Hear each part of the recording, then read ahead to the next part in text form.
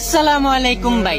ভাই একবার ভাবুন তো, ওই হাসরের ময়দানে সকলের মাঝে আপনি ভয়ে থরথর করে কাঁপতেছেন, তখন আপনার নাম ধরে হযরত মুহাম্মদ সাল্লাল্লাহু আলাইহি সাল্লাম ডাক দিলেন, হে প্রিয়, তুমি আমার সঙ্গে জান্নাতে আসো, তুমি আমার প্রিয় একজন উম্মত।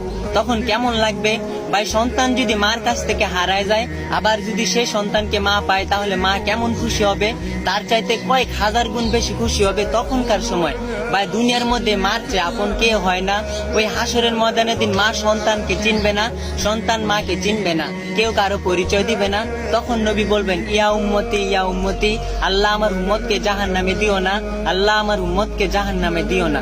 ভাই নবী তো বলেন, আমার উম্মতকে না নিয়ে আমি জান্নাতে যাব না। আল্লাহ তুমি আমার সকল ভাইদেরকে হেদায়েত দান করো, বুঝ দান করো, আমাকে দান করো। ভাই চলেন সবাই সবার জন্য দোয়া করি, ইনশাআল্লাহ।